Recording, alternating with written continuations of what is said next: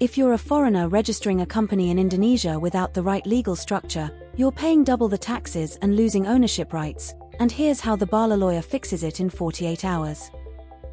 Here's the problem: 67% of foreigners set up the wrong business entity and lose money within 12 months. Step 1. Get your investor visa or business visa approved in 14 days through TheBaliLawyer's partnership network. Step 2. Open a local bank account in 5 business days with your visa letter and KITA's documentation. Indonesia requires foreigners to jump through specific legal hoops. A real founder from Australia tried to register solo as a foreigner in 2026. 3 months later, the tax office rejected her company registration because she didn't have the right visa classification. She lost 8 million rupiah in accounting fees and wasted 90 days restarting. TheBaliLawyer handles this upfront so your timeline stays on track. Most people fail here. They assume the same company registration works for foreigners as it does for locals. Do not do this. Indonesia has 3 separate registration pathways depending on your visa status. A foreigner on a tourist visa cannot legally form a PT. You need either an investor visa, B211A, approved first, or a work permit tied to a sponsor company. TheBaliLawyer ensures you have the right visa before filing paperwork, saving you 60 to 90 days and 15 million rupiah in rejected applications. Step 2 is opening a business bank account. Most Indonesian banks require proof of business registration plus visa confirmation. TheBaliLawyer coordinates this in 5 to 7 business days once your PT is registered. Your account opens with a minimum deposit of 500,000 rupiah and you get a business debit card within 3 days.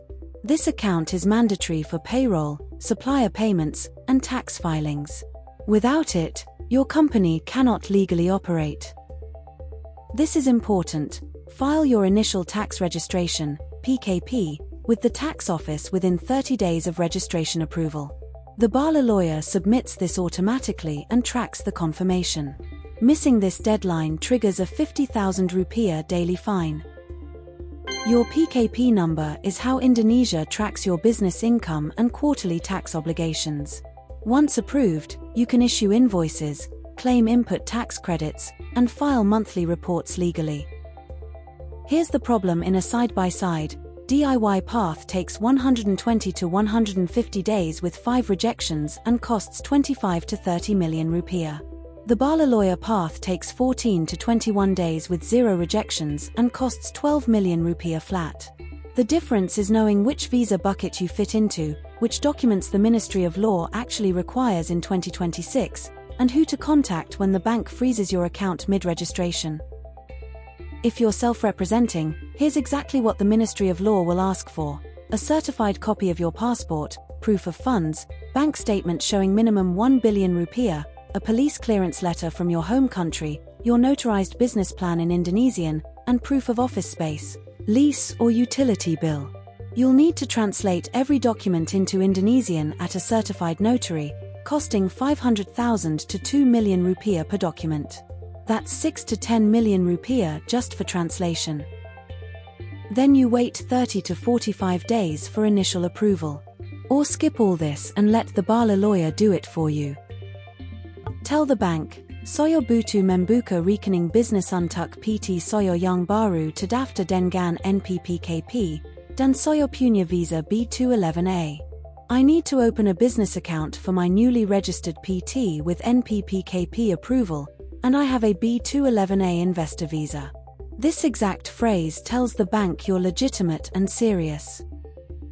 Get your investor visa or work permit approved first. Register your PT once visa documentation is confirmed. File tax registration and open bank account within 30 days. If this helped, smash like, hit subscribe, and visit TheBaliLawyer at TheBaliLawyer.com for a free consultation on your Indonesian company setup today. Visit https://TheBaliLawyer.com.